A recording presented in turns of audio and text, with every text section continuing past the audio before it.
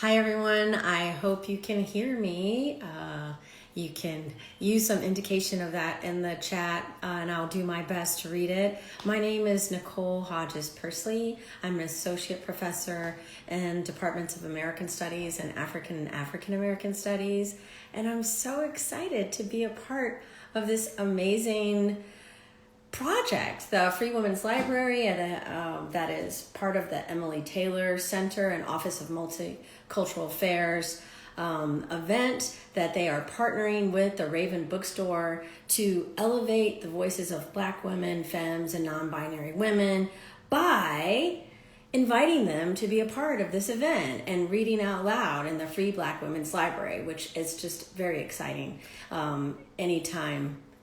Let's see, it tells me, hang on, wait, I'm gonna tell folks that I'm starting the video. Okay, so I'll do a reintroduction again and we'll wait. I'm getting some flags here to say, hang on just a minute to get people to come on in. So it's in noontime, so I have coffee because I haven't had time to get lunch yet, which I will after this, and all that good stuff. So let's see. All right, I'm seeing there's one person here, very exciting. Now I'm getting a little interface where I can see who's on live with me. I very rarely go live, so you know I really must love this project if I'm coming on live for it. So there's that. All right, looks like we have one person in so far. And it's 12, so I think my clock was a little early, and we're supposed to start at noon. So I'm gonna hang on, and then I'll start talking about this really cool book. I think there's gonna be another public service announcement once we get a few more people in. I know folks are turning on their cameras or in their cars, or the many things that we do now with Zoom and lives. We do them in pretty much any aspect of our lives, for many parts of our lives. Bedrooms, bathrooms, streets, cars, we're everywhere with the live. All right, let me see what I have here. Okay, we do have some people there. All right. Didn't mean to do that. Have no idea what I'm doing. Hang on, how that got on. That's hilarious. All right. Got to see me as a dog. I've always wanted to see myself as a dog, so there's that. All right, so I'm still on hold, everyone. Hanging in just a little bit. It looks like there's just one person in right now, and then I'll circle back. So I don't see any comments yet. If you're just coming in, my name is Nicole Hodges Persley. I'm an associate professor of American Studies and African American Studies here at KU. And this is one of the performances from the Free Black Women's Library, which is a program of the Emily Taylor Center, the Office of Multicultural Affairs, in partnership with Raven Books.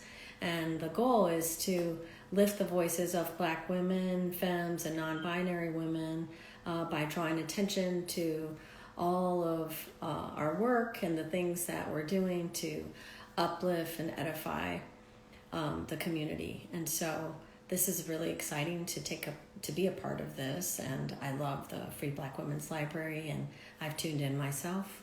So we're looking at about 12:02, and so I'm seeing that it says, we're telling your followers that you've started a live video. Thanks. And it says, hold on, we're telling more followers to join your video. So I am going to hold for just a little while longer, and then I'll go ahead and segue into the book that I chose today, which I'm really loving. And it's a book that you can kind of take in doses. And it's very beautiful. I'm going to share it with you. We Are Each Other's Harvest by Natalie Baszile. It is a beautiful book. and I highly encourage you all to get it. Okay, let's see what's going on here.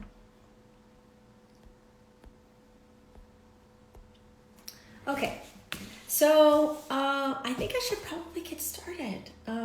I'll tell you again, this is the book We Are Each Other's Harvest by Natalie Baszile, and this is the author of Queen Sugar. If any of you are a fan of the show Queen Sugar on OWN, I know I am. I loved the first book. I loved the show. I'm a big supporter of Ava DuVernay as a director. I'm a theater director and film director, and Ava DuVernay is, I think, a wonderful talent. And the cool thing about this show is that she really enabled a lot of Black women, femme, and non-binary directors to have the opportunity to direct episodes of this show. And I've even put my name in the hat for that, and I hope that in some of the episodes to come that I can come on here again and say, hey, remember that book? Well, they've invited me to direct one of the episodes, and I'm hoping that they're going to turn this book into some type of an anthology series. So what I'll do is, I thought that I would show you some of the pages. Here we have images of cotton in fields, which we know, many of us know, is a symbolic reminder of the history of enslavement for many Blacks in the United States. This book is really taking up the story of Black farmers, and at Reconstruction, we had about 14 million acres of land that were really promised to Black farmers, and we had at one point in the U.S. about 1 million farmers, and at this point today, which Baszile brings to note in both Queen Sugar and in this book, we have about 45,000 Black farmers.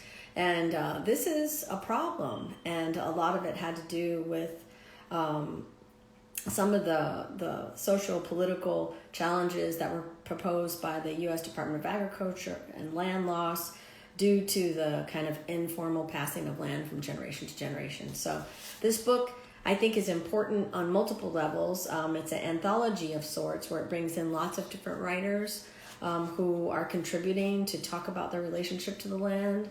And I just was really moved by it. And so I thought I would share some of my favorite parts.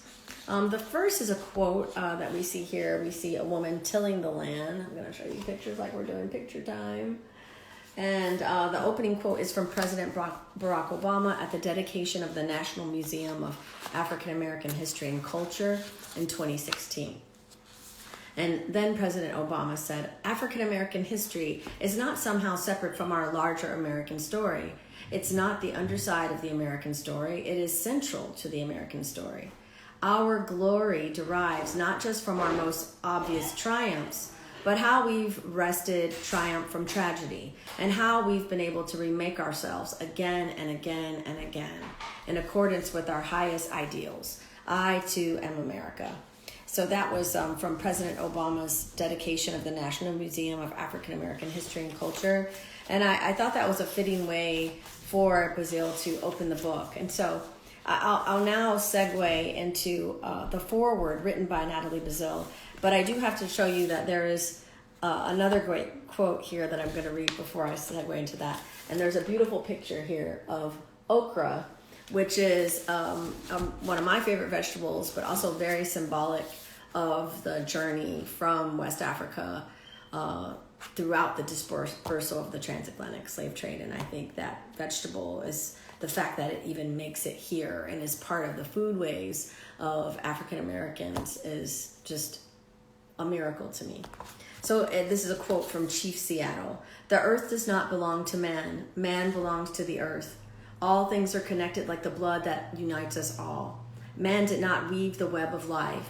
His is but one strand of it. Whatever he does to the web, we do to ourselves. All things are bound together. All things connect. So I love this excerpt. And for those of you who are joining, I'm Nicole Hodges Persley, Associate Professor of American Studies and African American Studies. and I'm excited to be a part of the Free Black Women's Library Project, which is a partnership between Emily Taylor Center, it is Office of Multicultural Affairs, and the Raven Bookstore, to uplift the voices of Black women, femmes, and non-binary writers by inviting us to be a part of this project. So welcome, and we are reading excerpts from We Are Each Other's Harvest, and I'm going to continue to show you beautiful images of this lovely, lovely tome.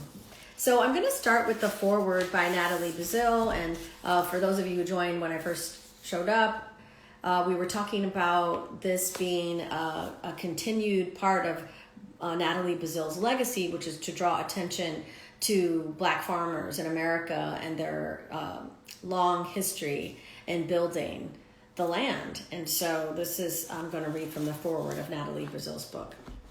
Drive east along Interstate 80 from San Francisco toward Sacramento, past vast acres of alfalfa, watermelon, and rice, and you'll eventually come upon a 2-story mural of a solitary figure squinting out across the land. Dressed in a plaid shirt, jeans, and work boots, a tuft of gray hair peeking out beneath a baseball cap, the figure kneels in a patch of sunflowers. With one hand, the figure cradles a husky yellow Labrador. The other hand points out to the horizon. The figure is a farmer. He is a middle-aged man, and he's white. The artist who painted the 20 by 20 foot mural titled Stewards of the Soil says that she meant to pay tribute to the farmers in her community. I don't fault her for wanting to honor them. Farming is difficult work, and I acknowledge that her mural reflects the picture most people have in mind when they envision the American farmer. And yet, every time I drive past it, I can't help but think it only tells part of the story. Surely, somewhere across the thousands of acres, there must be a handful of Black and brown farmers. Who are they? What stories might they tell if given a chance?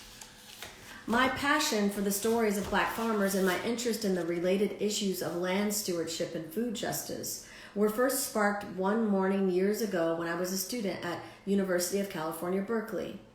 Once a month, usually on a Saturday, I brought groceries for my paternal great-uncle Louis Baszile.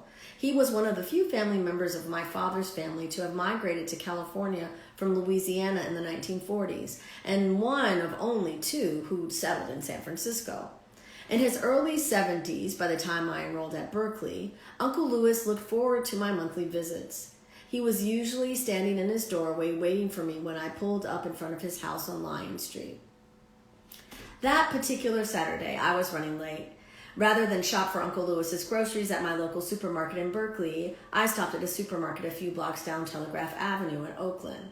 So if any of you all are here from Oakland, can kind of start to vision that picture. And I was appalled by what I encountered. And here I ask you all to kind of just zone in on this part, because I think you will also, if you visit your local grocery stores, depending on what community you live in, you might have a similar experience as what Baszile is about to describe here. I was appalled by what I encountered. Worse than the dismal lighting and dingy tiled floor was the poor quality of the produce. A few limp bunches of collards and withering mustards, shrunken heads of cabbage, bushels of shriveled green beans, and apples and pears that were dented and bruised. The inequity between the 2 markets, this one in Oakland and my neighborhood market in Berkeley, was glaring. I was infuriated and offended. How, I wondered, could the produce in the market near campus where all the white students shop be so bountiful, while the produce in the same supermarket chain just a few blocks away where the Black people shop be so inferior? Back then, no one I knew spoke of food justice and food sovereignty. The term food apartheid wasn't part of the lexicon. I had no outlet for my frustration, no place to express my outrage, but the memory of picking through those bins of substandard produce stuck with me. I just want to pause here to think about that. As someone who considers himself a food justice advocate, I mean, I have experienced this. I have gone in my mother-in-law's neighborhood in KCK, which is a historically predominantly Black community. It also has many interracial enclaves that are spread throughout Wyandotte, but in this particular part where she lives, is predominantly African American. And I would go to the grocery store and have the same experience. expired meats, bruised produce, rotten at times. And I would make these makeshift flyers to hand out at the grocery store to draw attention to the injustice of this and my kind of guerrilla organizing attempt. And it's something that still infuriates me today, and it's something that I'm really passionate about, and I personally do support Black farmers in my community and larger farmers markets. So I'll continue here. Years later, I learned that my maternal great-great-grandfather, Mac Hall, born 1845, arrived on one of the last slave ships and was sold twice before landing on the Stamps Plantation in Butler County, Alabama. After emancipation, he settled in the tiny rural settlement of Long Creek near Georgiana. He was a merchant, blacksmith, beekeeper, and farmer, and eventually owned 680 acres of land thick with peach orchards. The family home place was only 50 miles from the Tuskegee Institute. And many of you know of the Tuskegee Institute, a historically Black college, university, and this is where Booker T. Washington taught, and many Black thinkers have contributed to the intellectual genealogy of Tuskegee Institute. 5 of Mac Hill's grandsons, whom everyone referred to as the Hall brothers, learned carpentry and brick masonry at Tuskegee. Years later, they carried those skills with them when they migrated to Detroit, Michigan, where they built 2-story brick houses for themselves and their family members in Royal Oak Township. Now, I'm born in Detroit, so this is where I kind of insert my story into the story, and grew up in communities similar to these. Like their grandfather, they cherished their connection to the soil and understood the value in owning and taking care of land. Their cousin, my grandfather Maymon, and his wife Willa May, continued the same tradition of property ownership. They bought 11 lots around Royal Oak Township. After Maymon was killed in a car accident, Willa May sold the lots when she needed extra money. In the end, she sold all but one, which she kept for her vegetable garden. To this day, my mother, an avid gardener, grows collard greens in a corner of her backyard. Staying connected to the soil, she likes to say, is in our DNA. And so here I'll just throw in another personal story, and I hope that when you think about buying this book, that you will try to connect your personal stories to the land as you read it. Because I think if our connection to not only the history of Black farmers in America, but that just the history of what it means to be, food secure, and what a luxury that is. I think it just kind of helps us build empathy. But I remember, this is to say, my grandmother had a corner of the backyard in Detroit, Michigan, where she grew collards.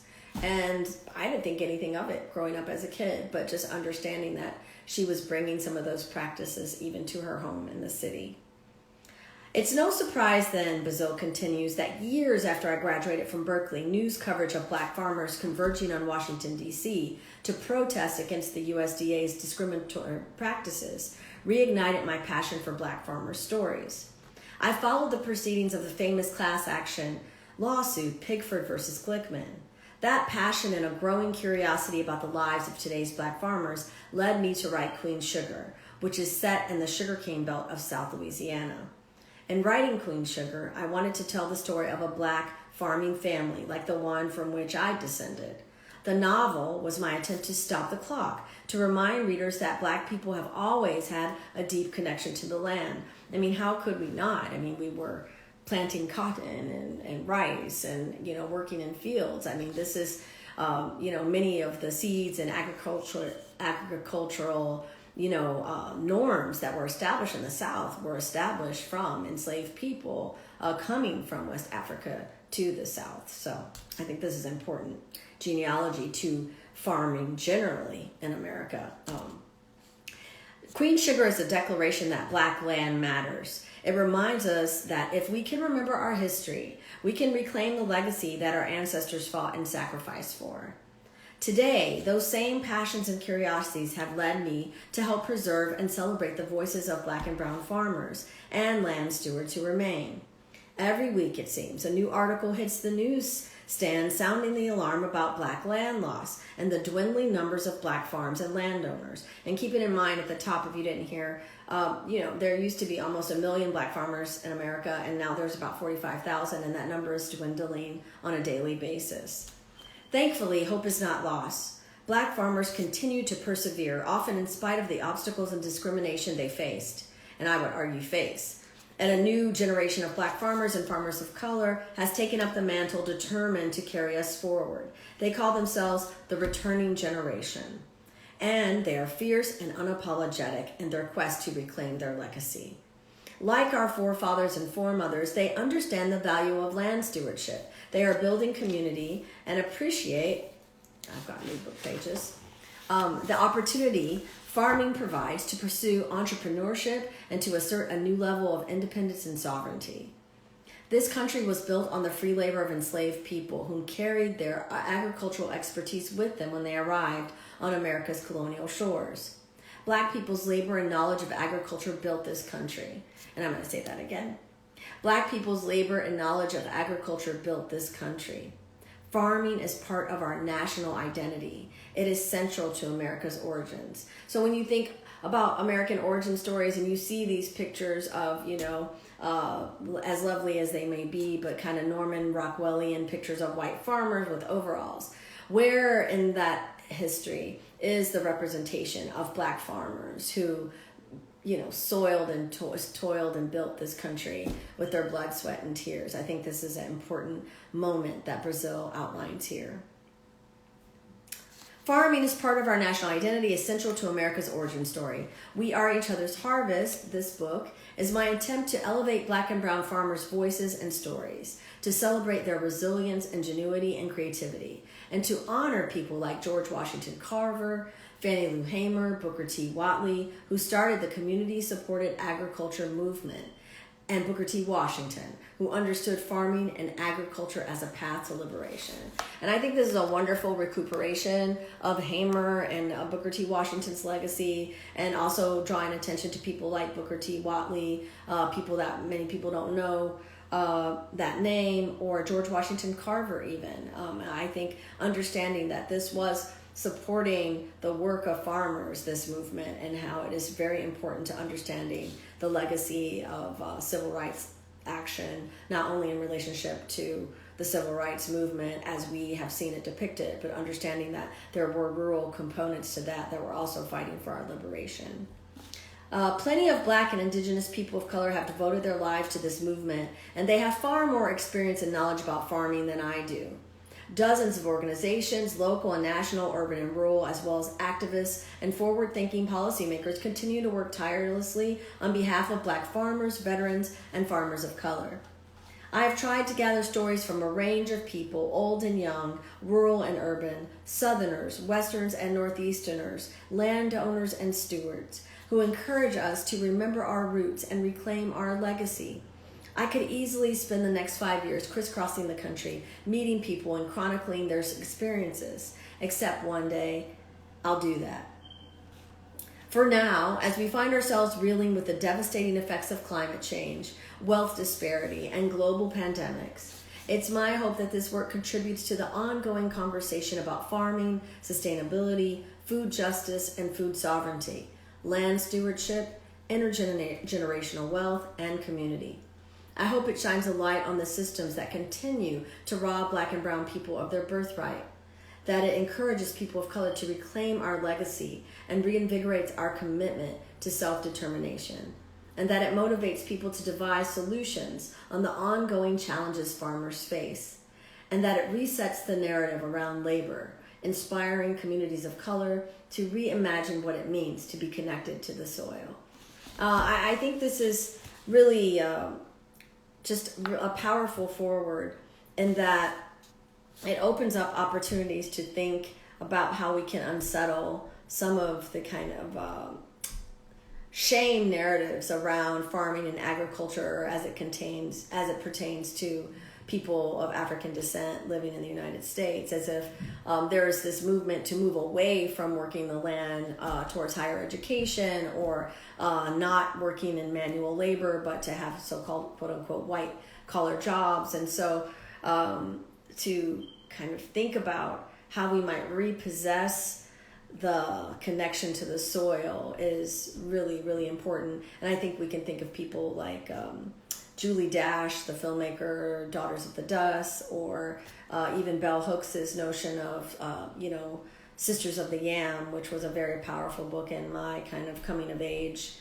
of making us know that that is part of who we are, and there's no shame around being connected to the soil. It's one thing to kind of have a gardening personality, people think it's chic to do that, but I'm talking about understanding this connection as farming and agriculture as a path to liberation, yet still today.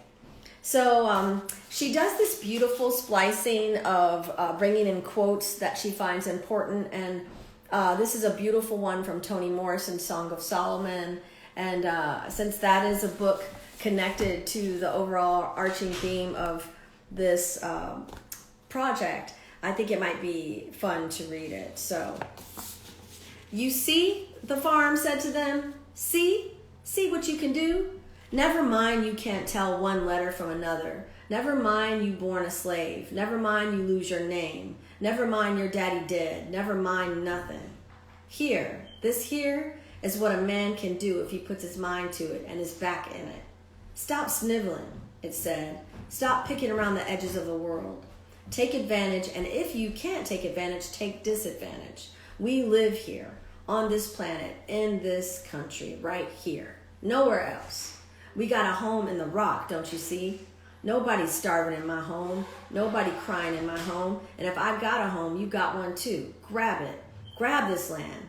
Take it. Hold it, my brothers. Make it, my brothers. Shake it, squeeze it, turn it, twist it, beat it, kick it, kiss it, whip it, stomp it, dig it, seed it, plow it, reap it, rent it, buy it, sell it, own it, build it, multiply it, and pass it on.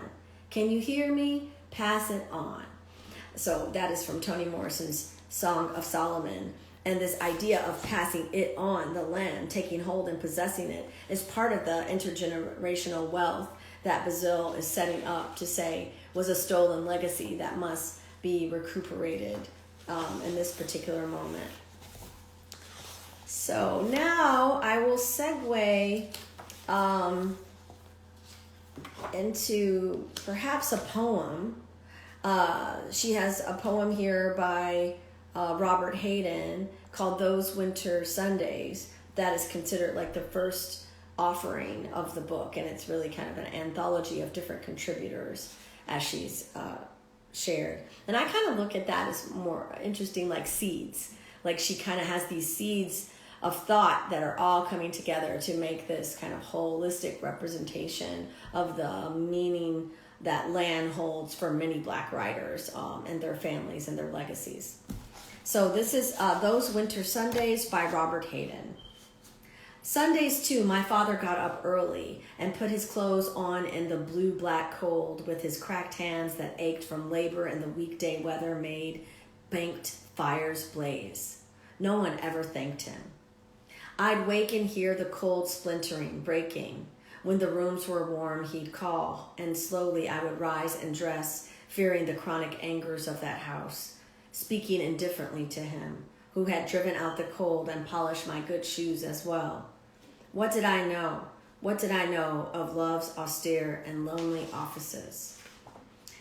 So this is beautiful piece, and I wonder, how it might resonate with you of thinking about perhaps if you have anyone in your family that did work with their hands, whether it be tending the soil or working the land in some type of agricultural way, or farmers, or maybe there were carpenters or masons, or just people working in relationship to the earth.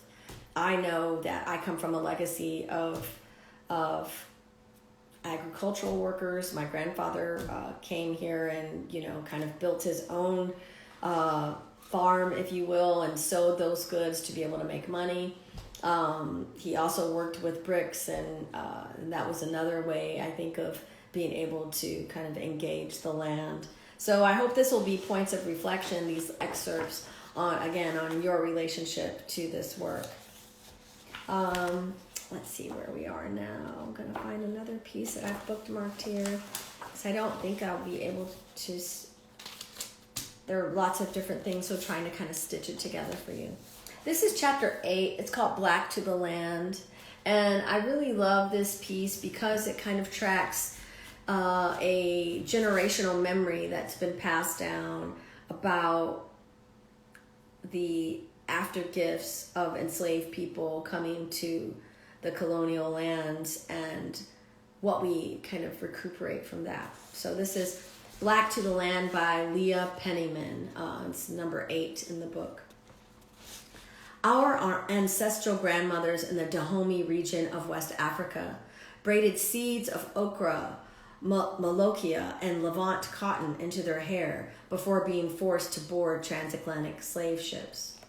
They hid sesame, black-eyed pea, rice, and melon seed in their locks.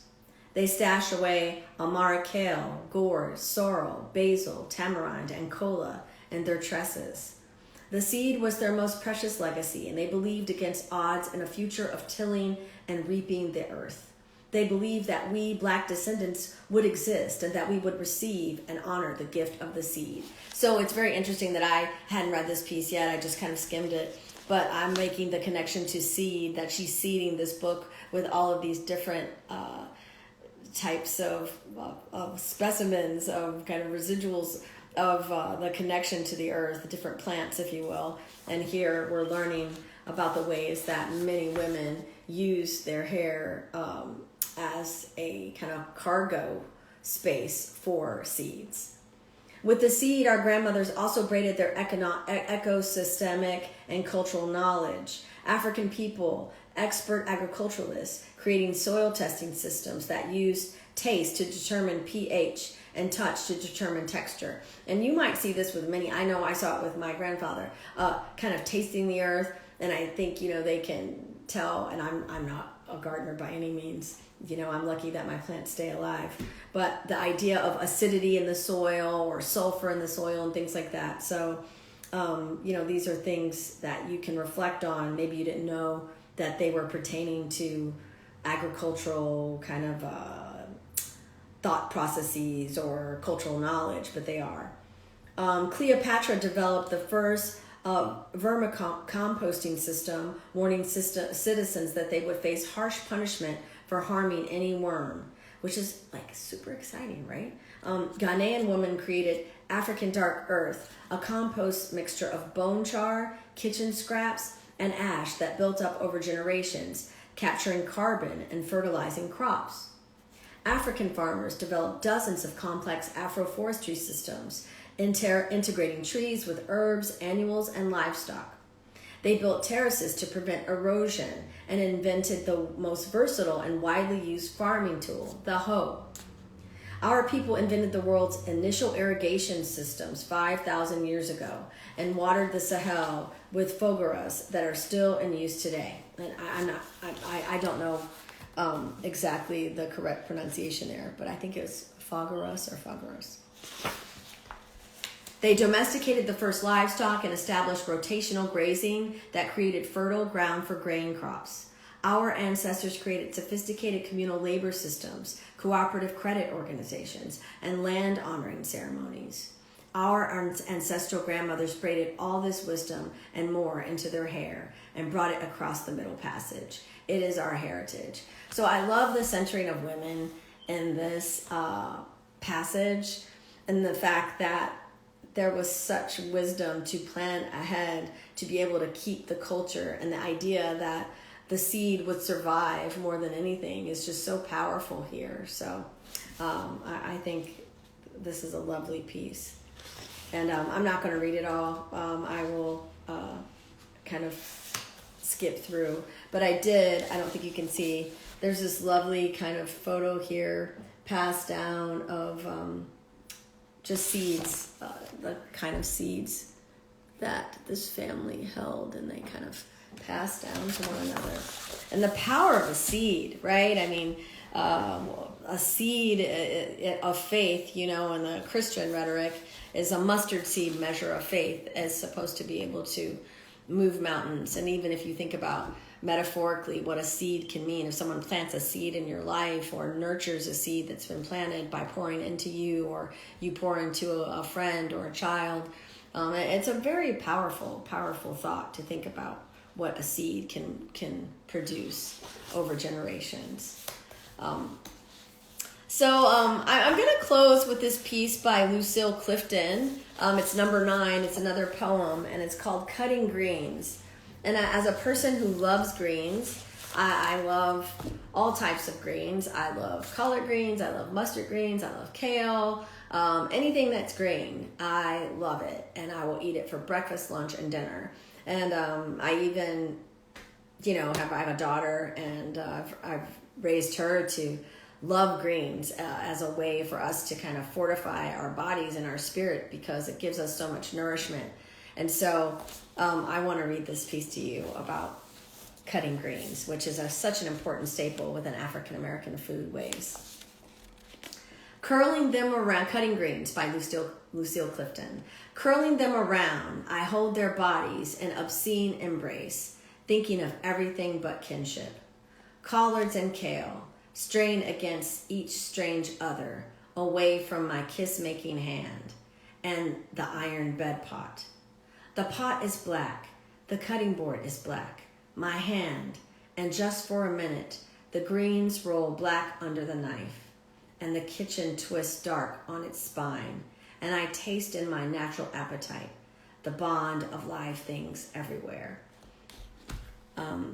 That's really pretty. And if you ever cut greens, and everyone's got a different way, some people pull them down the spine and take the spine out. Some people think taking the spine out is blasphemy. Some people roll them and curl them and chop them fine. Some people tear. Some people chop rough. The people are serious about their greens. And the fact that our participation as African Americans in these residual foodways that still nourish our communities today, and that we find similar ones throughout the African diaspora. You'll find greens, in Jamaican food and Trinidadian food. You'll find greens somewhere, some version. And I think that's pretty special that we have that connection to the land by way of, West Africa, that those kind of rituals of preparation and consumption are still part of our lives today. So let's see if I see anything in comments. All right. Well, I hope that you have enjoyed this segment of We Are Each Other's Harvest and celebrating African American farmers, land, and legacy. If you have not seen the show Queen Sugar, please support it. Please go out to OWN and support this network and support the work of Black women. There's Black women writers, Black women directors, Black femmes, non-binary directors, all represented in the multi-configuration that we are. And I think it's just important to see the kind of TV representation of Queen Sugar, the book. And I hope this gets picked up into some type of anthology series, because this is a powerful way to disseminate our stories and for us to share them and remember them, kind of seed by seed. So thank you very much, and I hope that you will continue to support the Emily Taylor Center, the Office of Multicultural Affairs, and Raven Books for their sponsorship, because they're doing this and providing free books for readers and things like that, and I think that's quite lovely. So amplify the voices of Black women, femmes, and non-binary artists and writers. This is important that we're seen and heard. So thank you for the opportunity to share with you. Bye-bye.